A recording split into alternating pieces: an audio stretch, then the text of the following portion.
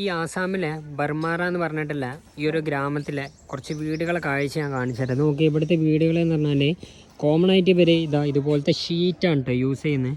ഇത് കണ്ടില്ലേ, ഇവിടെയൊക്കെ വീടുണ്ട്, ചെറിയ ചെറിയ കുഞ്ഞു കുഞ്ഞു സെറ്റപ്പ് കേട്ടോ. പിന്നെ ഇവർ വീടിൻ്റെ കൺസ്ട്രക്ഷന് വേണ്ടിയിട്ട് ഇതുപോലത്തെ ഇഷ്ടികകൾ ഉപയോഗിക്കുന്നുണ്ട്.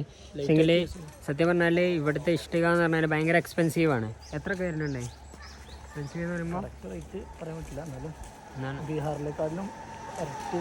ബീഹാറിലും മെയിനായിട്ട് തന്നെ ഉണ്ടോ ബ്രിക്സ് ആണ്. ഈ ഒരു വീടൊക്കെ നോക്കിയാൽ ബ്രിക്സ് ആണ്. ഇത് ഇവിടുത്തെ ഒന്നും കൂടി നല്ല കട്ടിങ് ആണുള്ള ഇഷ്ടം കണ്ടോ.